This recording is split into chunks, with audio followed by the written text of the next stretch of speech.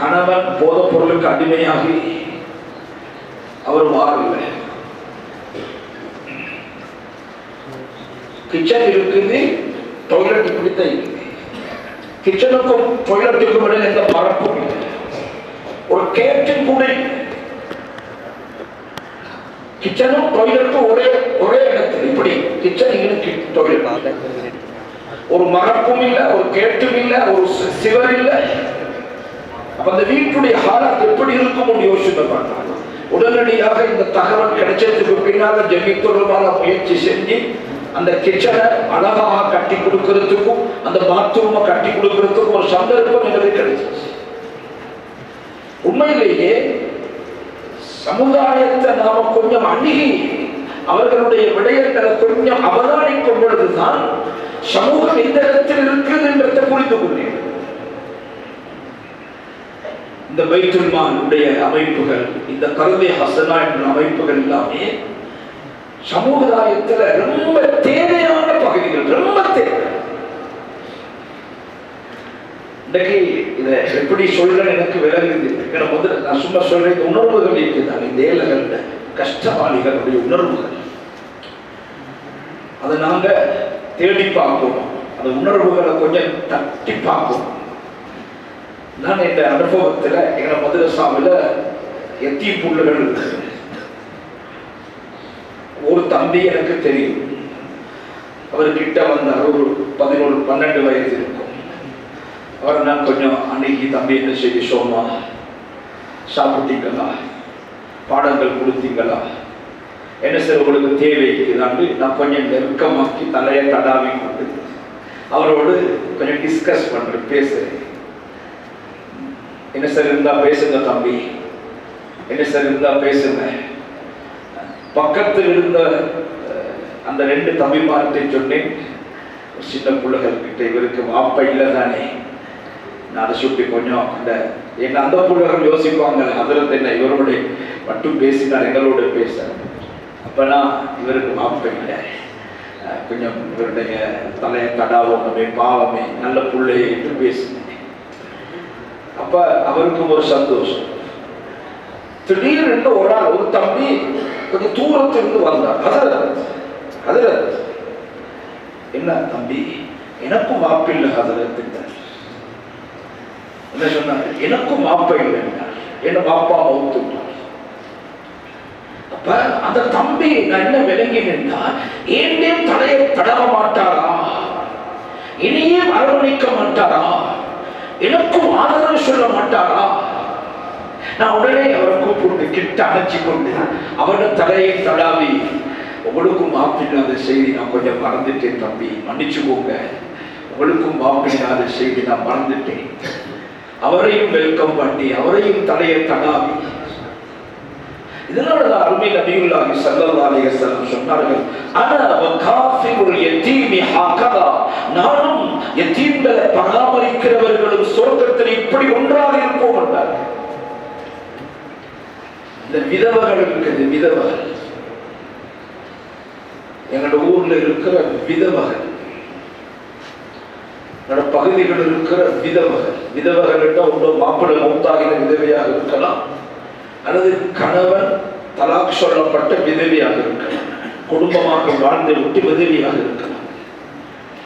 இப்ப இந்த விதவர்களாகினால் கொஞ்சம் மாப்பிள்ளை மௌத்தான விதவையாகிட்டாங்க. நான் அன்றைக்கு எங்க தெரியல ஃபாய்ஸ் மோடு மிம்பர்ல மௌத்தாகினாங்க. அவருடைய ஜனாசாவை வச்சு நான் சொன்னேன், நாங்கள் எல்லாரும் ஜனாசா வீட்டுக்கு வந்து இப்ப பரிதாபம் எங்களோட கவனங்களை வெளிப்படுத்தி இதவ அநாத புள்ளகள் என்று பேசினோம். அந்த மைய வாடியில வைத்துக் கொண்டு பயம் பண்ணினோம், வீட்டிலையும் பயம். பாவமே பாவமே, விதவையே வாய்ஸ் மோடு மௌத்தா வைத்தாரே, மனைவி விதவி ஆகிட்டாரே, புள்ளகள் அனாதை ஆகிட்டாங்களே. நான் அந்த இடத்துல வச்சு சொன்னேன், எங்களோட சிந்தனைகள் எல்லாமே சோடா போத்தல் பாருங்க, அதோடு முடிஞ்சு. அடுத்த நாள் 2 நாள் 3 நாள் அல்லது ஒரு 5 நாள் இடையில போயிட்டு பார்த்துட்டு கேட்டுட்டு வருவோம், அதோட அதை மறந்து விடுவோம். அந்த விதவை என்ன கஷ்டப்படுது, அந்த விதவை என்ன சிரமப்படுறா. உண்மையிலேயே 2-3 பிள்ளைகளை வைத்துக் கொண்டு அந்த தாய் பற்ற சிரமம். சில நேரங்கள்ல குடும்பம் அந்த புள்ளையோட வாப்பா நான் பார்க்கிறேன் வா, நானும் நாங்க எல்லாம் பார்க்கிறோம் கேட்கிறோம். நான் அடிக்கடி இந்த அநாத பிள்ளைகளை கூப்பிட்டு விசாரிக்கிற வழக்கம் இருக்கு.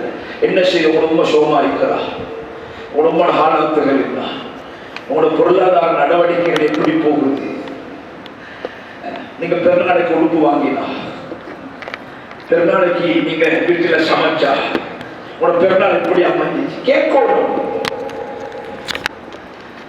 நாம் ஒரு விதவையை சந்திக்கிற நேரத்தில்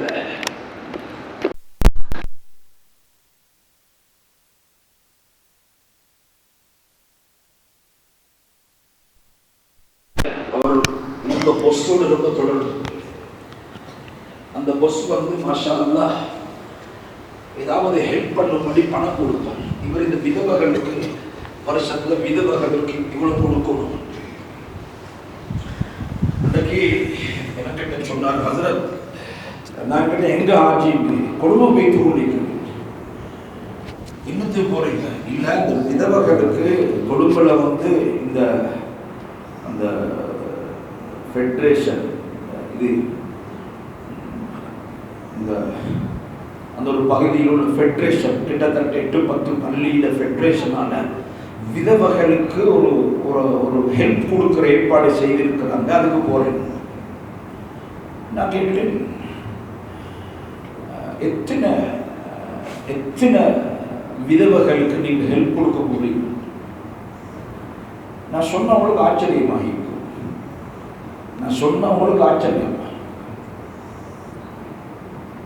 அவர் சொன்னாரு, ஹசரத் 2500 விதவர்களுக்கு நான் எவ்வளவு கொண்டு போறேன். 2500 விதவர்கள் எவ்வளவு கொடுக்குறீங்கன்னு கேட்டேன். ஹசரத் 2500 ரூபா ஒரு அவ்வளவு போட்டீங்க. நான் கேட்டேன், அவ்வளவான்னு கேட்டேன். அவ்வளவா கொடுக்குறீங்க? இல்லாத 2500 பேருக்கு கொடுக்கணும் தானே. 2500 ரூபான்னு போட்டேன். அப்ப நான் வைத்துக் கொண்டிருக்கிறேன். அடுத்த நாள் எனக்கு கால் பண்ணினார், ஹசரத் நான் போகக்கூடிய கூட்டாளியோட கூப்பிட்டேன், வாங்கனே போக. அவர் கேட்டார் எங்க போறேன், இல்லை கார் நெறிக்க போகும் வாங்கினேன். அங்க போனா அவர் அந்த எண்ணெய் எவ்வளவு எல்லாம் இல்லை, இப்படி ஒரு விஷயத்துக்கு எவ்வளவு போடுறீங்க? 2000. இது 5000 ஆக்குங்க. நான் இன்னும் அதை கணக்கு கொண்டு தானே. அப்போ எவ்வளவுக்கு 5000. அவர் சொன்னாரு, ஹசரத் நீங்க வரணும், இந்த எவ்வளவு கொடுக்கிற காட்சியை பார்க்க வரணும். எல்லாரும் ஒரு இடத்துக்கு எடுத்து கொஞ்சம் கொஞ்சம்.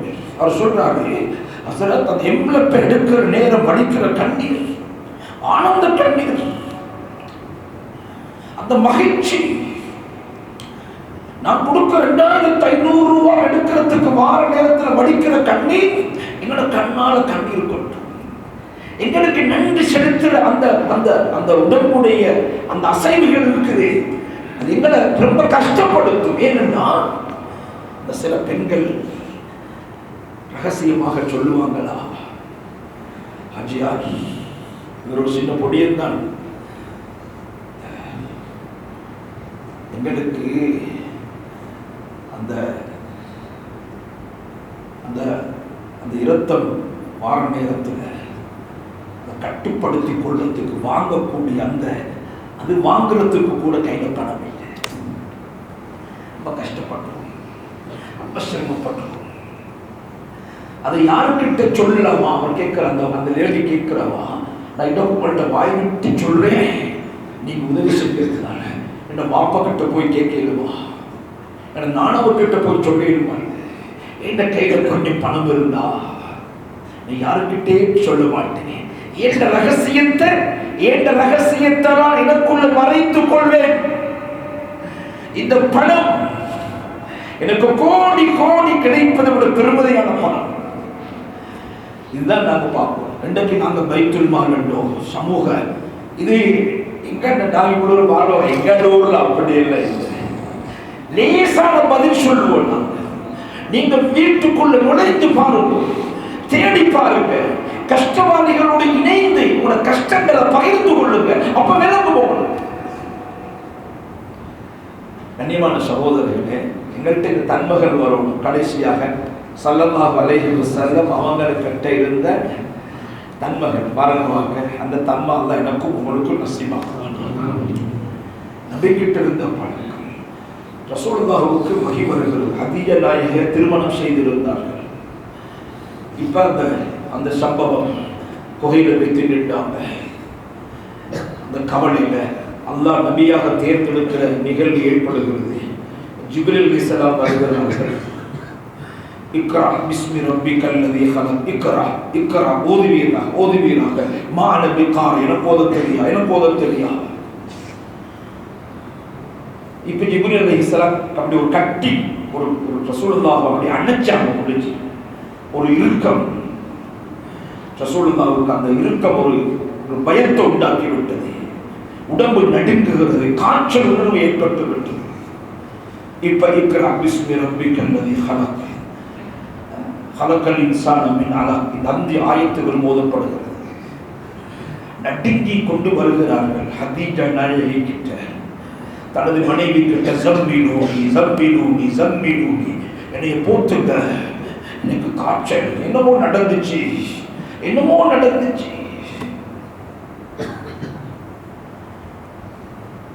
ஹதீஜா நாயகி முதல் அந்த உடனடியாக அதை யோசிக்காம பதில் சொன்னான். என்ன சொன்னா, உங்களுக்கு ஒரு நாளும் ஒரு ஆபத்து வர மாட்டா, ஒரு சோதனை இல்லை, இது உங்களுக்கு ஒரு நலவாகத்தான் இருக்கும், ஏதோ ஒரு நலவு நடந்திருக்கும், நீங்க பயப்பட மாட்டோம். பயப்படுற அளவுக்கு எந்த ஒரு ஆபத்தும் உங்களுக்கு நடந்தில்லை. நீங்க இது டென்ஷன் ஆகலாம், பயப்படு. யாரு சொல்றது? ஹதீஜா நாயகி தனது கணவன் ரசூலுல்லாஹ்வுக்கு சொல்லுகிறார்கள். அப்பதான் வஹி ஆரம்பம். என்ன சொன்னார்கள்? உங்களுக்கு ஒன்று நடக்க மாட்டான், நீங்க டென்ஷன் ஆகுவானா, பயப்படுவானா என்று சொல்லிவிட்டு, உங்களுக்கிட்ட நல்ல பண்பாடுகள் இருக்குது, உங்களுடைய நல்ல தன்மைகள் இருக்குது. இந்த நல்ல தன்மைகள் இருக்கிறது தான் உங்களுக்கு ஒரு சோதனை, ஒரு நெருக்கடி, ஒரு முசீபத்து வரையலாம். என்ன உங்கள்ட்ட நல்ல தன்மை இருக்கு? ஹதீஜா நாயகி விளங்கப்படுத்தணும். இன்னக தஸிலுர் ரஹம், நீங்க என்ன செய்வீங்க? நீங்க குடும்பங்களை சேர்ந்து வாழ்வீங்க, குடும்பங்களோடு இணைந்து வாழ்வீங்க, குடும்பங்களுடைய கஷ்ட நஷ்டங்களை பங்கெடுக்கிறீங்க. இன்னக தஸிலுர் ரஹம். அடுத்தது வத்தக்ஸிபுல் மக்தூம், நீங்க சம்பாதிக்கிறது. என்ன சொன்னார்கள்? நீங்க சம்பாதிக்கிறது. நாங்க எங்க சம்பாதிக்கிறேன்? கண்ணியமானவர்களே, நாங்க எங்க சம்பாதிக்கிறேன்?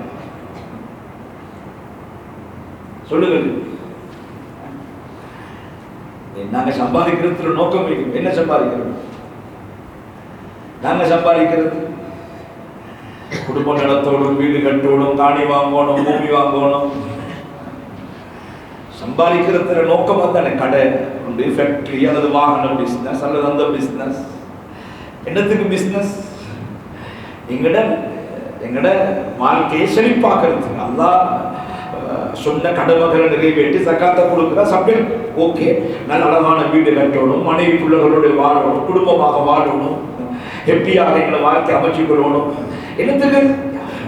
ஹதீஜா நாயகி என்ன சொல்றாங்கன்னா, நீங்க சம்பாதிக்கிறதே நீங்க தக்ஸிபுல், நீங்க மக்தூம், இல்லாதவர்களுக்கு கொடுக்கிறதுக்கு தான் சம்பாதிக்கிறீங்க. நீங்க எப்படிப்பட்டால் நீங்க குடும்பத்தை சேர்ந்து வாழ்வீங்க, குடும்பத்தை அனுசரிச்சு வாழ்வீங்க, குடும்பத்துல கஷ்ட நஷ்டங்கள்ல பங்கெடுக்கிறீங்க, குடும்ப உறவுகளோடு இணைந்து வாழ்றீங்க. நீங்க முதல் கர்மம். இரண்டாவது, நீங்க என்ன?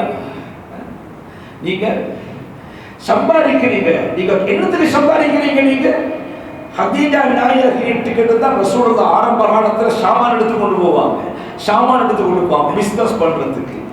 அங்க வியாபாரம் செஞ்சு போட்டு அப்படியே 100க்கு 100 கணக்கு பார்த்து நேர்மையாக அந்த கணக்கை முடிப்பாங்க.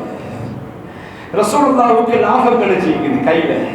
எவ்வளவு லாபம்? ஒரு 10,000 அல்லது ஒரு 5,000, ஒரு 10,000 லாபம் கிடைச்சு என்ன செய்வாங்க ரசூலுல்லாஹி ஸல்லல்லாஹு அலைஹி வஸல்லம்?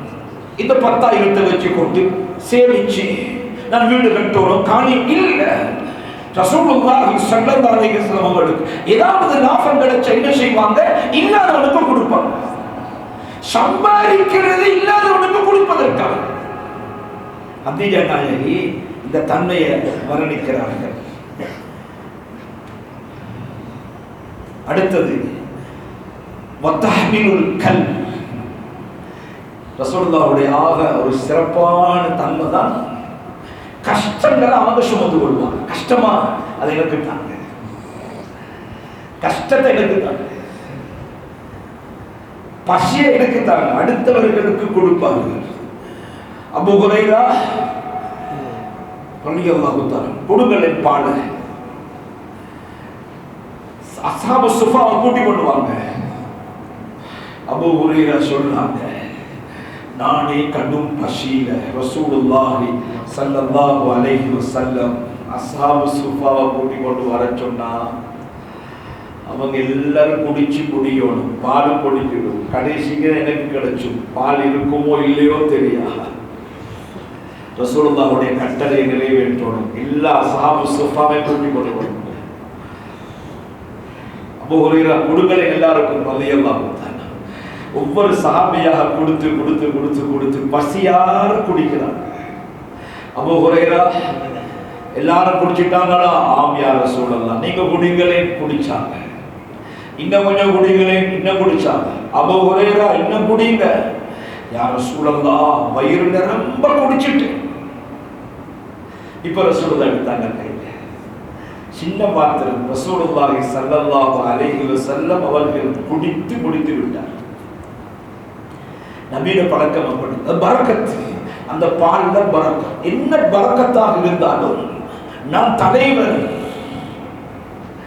எங்களோட உஸ்தாத் இந்தியாவில் சொல்லுவாரு, அவரு எங்கட மதரசால கூட உஸ்தாதுமார்கள் தானே என்று சொல்லி கொஞ்சம் ஒரு வித்தியாசமாக ஒரு கரை சமைச்ச உஸ்தாதுமார்கள். எங்களோட இந்தியாவில் இருந்த ஷஃபீகான் மௌலானா, அல்லாஹ்வுடைய கபரை பிரகாசமாக்கும், அவர் விரும்ப மாட்டார். அவர் சொல்லுவார், இல்லை உஸ்தாதுமார்களுக்கு வித்தியாசமான சாப்பாடு சமைக்கக்கூடாது. என்ன சொல்லுவார்? எங்களை பாடத்துல சொல்லுவார். என்ன சொல்லுவாருன்னா, ஸல்லல்லாஹு அலைஹி வஸல்லம் 2 கல்லு கட்டினாங்க, சஹாபாக்கள் 1 கல்லு கட்டினாங்க. சஹாபாக்களுடைய வயிற்றில் 1 கல்லு, ரசூலுல்லாஹ்வுடைய வயிற்றில் 2 கல்லு. ஸல்லல்லாஹு அலைஹி வஸல்லம் எப்பவுமே தனக்கு இல்லாட்டி பரவாயில்லை, அடுத்தவர்கள் வத்தஹ்மிலுல் கல், கஷ்டத்தை சுமந்து கொள்வாங்க. லேச சஹாபாக்களுக்கு கொடுப்பாங்க. 4வது சொன்னாங்க, வத்துகுரில் தைஃப், நீங்க விருந்தாளிகளை உபசரிப்பீங்க. ஸல்லல்லாஹு அலைஹி வஸல்லம் விருந்தாளிகளை உபசரிப்பாங்க. அதுக்கு நிறைய சம்பவங்கள் சொல்லலாம், நிறைய சம்பவங்கள். விருந்தாளிகளோடு ரொம்ப அழகாக நடந்து கொள்வார்கள், விருந்து கொடுப்பார்கள். அல்லாஹ் அந்த பாக்கியத்தை எனக்கும் உங்களுக்கு நசீபாக்கும். விருந்து கொடுக்கிற பாக்கியம், விருந்து கொடுக்கிற, அடுத்தவர்களுடைய பசியை போக்குற, அடுத்தவருடைய கஷ்டத்தை நீக்கிற, விருந்து கொடுக்கிற செய்தி. ஸல்லல்லாஹு அலைஹி வஸல்லம் அந்த ஒரு நாள் ரசூலுல்லாஹ்வுடைய வீட்டில் நிலைமைகளை பார்த்தா சாப்பாடு கொடுக்கக்கூடிய ஏற்பாடு விருந்தாளிக்கு இல்லை. கேட்டாங்க சஹாபாக்கள் இருந்து, விருந்தாளிக்கு யாருக்காவது சாப்பாடு கொடுக்க? ஆம் யா ரசூலல்லாஹ். அந்த விருந்தாளி அவர் கூட்டி கொண்டு போனார். அங்க போனா மனைவியோட மசூரா பண்ணினா விருந்தாளி கொண்டுமே இல்லை கொடுக்கறதுக்கு. மனைவி யோசனை பண்ணி போட்டு சொன்னா, கொஞ்சம் ரொட்டி தூண்டிக்குது, பிள்ளைக்கு வச்ச ரொட்டி கொஞ்சம் பரவாயில்லை, அதை விருந்தாளி கொடுப்போம். அந்த சம்பவம் உங்களுக்கு தெரியும். சுபக நேரத்துல அல்லாஹ் ரசூலுல்லாஹ்வுடைய சன்னிதானத்துக்கு இந்த சஹாபி தொலை வருகிறார். தொலை வருவதற்கு முன்னாலே ஜிப்ரீல் அலைஹிஸ்ஸலாத்தை அல்லாஹ் அனுப்பி செய்தியை சொல்லிட்டான். குர்ஆன் ஆயத்தை இறக்கிட்டான். என்ன ஆயத்து? அல்லாஹ் சுப்ஹானஹு வ தஆலா குர்ஆன் ஆயத்தையே இறக்கிட்டான். வயுதிரூன அலா அன்ஃபுஸிஹிம் வலவ் கான பிஹிம் ஹஸாஸா, அவங்களுக்கு ரொம்ப தேவை இருந்த பொழுதும் பிறர்களை அவர்கள் தேர்ந்தெடுத்தார்கள், பிறர்களை முற்படுத்தினார்கள். அந்த சஹாபி பசியில, மனைவி பசியில, புள்ள பசியில, விருந்தாளி சாப்பிடுகிறார். அல்லாஹ்வுக்கு சரியான விருப்பம். அடுத்தவர்கள் சிறப்பாக இருக்கணும், கஷ்டத்தை தான் சுமந்து கொள்ளணும். வத்துகுரில் தைஃப், அஞ்சாவது வத்துஈனு அலா நவாயிபில் ஹக். ஏதாவது சமூக பிரச்சனை வந்தா, சமூகத்துக்கு ஒரு சோதனை வந்துட்டா, சமூகத்துக்கு ஒரு கஷ்டம் வந்துட்டு, ஒரு நோய் சமூகத்துக்கு வந்துட்டு, ஒரு அனர்த்தம் ஏற்பட்டு விட்டது, ஏதாவது ஒரு சோதனை வந்துட்டா ஸல்லல்லாஹு அலைஹி வஸல்லம் என்ன செய்வாங்கன்னா அந்த இடத்துல முதல் வரிசைப்பாங்க. நாங்க பெரிய யாரும் கொஞ்சம் இல்லை. கண்ணியமானவர்களே, அதாவது ஒரு அனர்த்தங்கள் சோதனைகள் வார நேரத்தில் அந்த சோதனைக்கு முகம் கொடுக்கிறதுக்காக, ஹெல்ப் பண்றதுக்காக, அந்த ஹெல்ப்புக்காக முதல் வரிசையில் ரசூலுல்லாஹ் நிற்பாங்க. இது ஹதீஜா நாயகி ரசூலுல்லாஹி ஸல்லல்லாஹு அலைஹி வஸல்லம் அவங்களோட நல்ல தன்மைகளை தான் வர்ணிக்கிறார். 5 தன்மை மறக்கவாங்க. என்ன தன்மை 5? இன்னக தஸிலு ரஹம், நீங்க குடும்பத்தை சேர்ந்து வாழ்றீங்க. 2வது வத்தஹ்மீலுல் கல், கஷ்டத்தை உங்களுக்கு சுமந்து கொள்றீங்க. நீங்க வத்தஸிபுல் மஅதூம், நீங்க சம்பாதிக்கிறதே இல்லாதவனுக்கு கொடுப்பதற்காக. 4வது விருந்தாளிகள் உபசரிக்கிறீங்க. 5வது நீங்க ஏதாவது சமூக பிரச்சனை வந்துட்டா, சமூகத்துக்கு ஒரு சோதனை வந்துட்டா, சமூகத்துக்காக முன் வரிசையில் நீங்க பாடுபடுவீங்க. கண்ணியமான சகோதரர்களே, இன்னும் ஒரு ஹதீஸில் இதை மட்டும் சொல்லுகிற அபூ ஹுரைரா ரலியல்லாஹு தஆலா அன்ஹு அவர்கள் சொல்லுகிறார்கள், இன்ன ரஜுலன் ஷக்கா ரசூலுல்லாஹி ஸல்லல்லாஹு அலைஹி வஸல்லம் கஸ்வத கல்பிஹி. ஒரு சஹாபி வந்து சொன்னார், யா ரசூலல்லாஹ், என் உள்ளம் கொஞ்சம் கடினமாக இருக்குது, எனக்கு இரக்கம் வருகிறது இல்லை, கொஞ்சம் சாஃப்டிங், எனக்கு கொஞ்சம் கோபமான உள்ள கடினம், எனக்கு இரக்கமா பேசலாம், எனக்கு முன்கோபம், எனக்கு டென்ஷன். ஸல்லல்லாஹு அலைஹி வஸல்லம் அவருக்கு என்ன சொன்னாருன்னா, ஸல்லல்லாஹு அலைஹி வஸல்லம் அவருக்கு சொன்னாரு, நீங்க யத்தீமுடைய தலையை தடாவுங்க. இம்ஸா ரஅஸல் யத்தீம், நீங்க யத்தீமுடைய தலையை தடாவுங்க, உங்களோட கல்பு சாஃப்டாக மாட்டார். அந்த அளவுக்கு கண்ணியமான சகோதரர்களே, அதாவது எப்பயுமே நாங்கள் அடுத்தவர்களுடைய கஷ்டம், அடுத்தவருடைய பிரச்சனை, இதுக்கு நாங்கள் முன்வரிசையில் நிற்போம். இன்னும் ஒரு ஹதீஸில், மா அக்ரம ஷாபுன் ஷேഖன் லிஸ்ஸின்னிஹி இல்லா கையலஹு அல்லாஹு மை யுக்ரிமுஹு. ஒரு வாலிபன் ஒரு வயோதிபரை கண்ணியப்படுத்துகிறார், உதவி செய்கிறார். எதற்காக? வயோதிபம் என்கிற காரணத்துக்காக. லிஸ்ஸின்னிஹி, அவருடைய வயோதிபம் என்கிற காரணத்துக்காக ஒரு வாலிபர் வயோதிபரை கண்ணியப்படுத்துகிறார், வயோதிபருக்கு ஹெல்ப் பண்ணுகிறார். ஸல்லல்லாஹு அலைஹி வஸல்லம் சொன்னார்கள், இல்லா கையலஹு அல்லாஹு மை யுக்ரிமுஹு இந்த சின்னிஹி. இவர் வயோதிபத்தை அடைகிற நேரத்தில் இவருக்கு உதவி செய்வதற்காக ஒருவரை அல்லாஹ் சாட்டி விடுவார். இன்றைக்கு நான் ஒரு வாலிபனுக்கு, ஒரு வயோதிபருக்கு உதவி செய்கிறேன், நான் வயோதிபம் அடைகிற நேரத்தில் எனக்கு ஹெல்ப் பண்றதுக்காக ஒருவரை அல்லாஹ் சாட்டுவான் என்று ரசூலுல்லாஹி ஸல்லல்லாஹு அலைஹி வஸல்லம் சொன்னார். இதனால கண்ணியமானவர்களே, நாங்க சமூகத்தில் இருக்கிற எல்லா பிரச்சனைகளும், கஷ்டம், நஷ்டம், பிரச்சனை, சோதனை, எத்தீம்கள், அநாதர்கள், வீடு வாசல் இல்லாதவர்கள், என்னென்ன பிரச்சனைகளோ இன்ஷா அல்லாஹ் இந்த கல்வி ஹசனாவின் மூலமாக, இந்த பைத்துல் மாலின் மூலமாக, இந்த சமூக பணிகளின் மூலமாக இன்ஷா அல்லாஹ் நாங்க இன்றைக்கு முடிவெடுப்போம். அன்றைக்கு நான் ஜும்மாவுக்கு பின்னால ஏற்பாடு செய்யப்பட்டதில் ஒரு பெரிய தொகை பணம் சேர்த்தது இல்லை. இன்னும் உங்களோட பணத்தை இன்னும் விரிவாக்குவோம், முழு பணத்தையும் இதுக்கு ஒப்படைப்போம். அல்ஹம்துலில்லாஹ், அல்ஹம்துலில்லாஹ். நீங்க பணத்தை கொடுக்கிறது மட்டுமல்ல, நீங்க உங்களால, உங்களோட உடம்பால, உங்களோட வேர்வையால நீங்க சமூகத்துக்கு பணி செய்யணும் இன்ஷா அல்லாஹ், சமூகத்தோட இணையணும் இன்ஷா அல்லாஹ். எங்களோட ஊர்ல இருக்கிற அந்த ஹிதுமத்துகள் போக பக்கத்து ஊருக்கும் எங்களோட ஹிதுமத்துகளை விரிவாக்கணும் என்று நியத்து வைப்போம். அல்லாஹ் சுப்ஹானஹு வ தஆலா இந்த அழகான திட்டத்தை கபூல் செய்வானாக, சிறப்பாக்குவானாக, வெற்றிகரமாக ஆக்குவானாக. இந்த கிராமத்தை அல்லாஹ் முன்மாதிரி கிராமமாக ஆக்குவானாக. இந்த அழகான செயல்களை பார்த்து பக்கத்து ஊர்கள்ல, கிராமங்கள்ல இப்படிப்பட்ட நலவுகள் உருவாகுவதற்கு அல்லாஹ் இந்த கிராமத்தை காரணமாக ஆக்குவாயாக. அல்லாஹ் இதற்காக உதவி செய்யணும் என்ற மனம் உள்ளவர்களுக்கு நீ மேலும் மேலும் திறந்த மனதை நசீவாக்குவாயாக. அல்லாஹ் நிறைய பணங்களை கொடுத்து இந்த அழகான திட்டத்தை இன்னும் வெளிச்சமாக்கணும் என்ற உணர்வுகளை ஏற்படுத்துவாயாக. அல்லாஹ் நம் அனைவர்களையும் பொருந்திக் கொள்வாயாக. யா அல்லாஹ், யா அல்லாஹ் எங்கள் அனைவர்களையும் நலவுக்கு சாவியாகவும்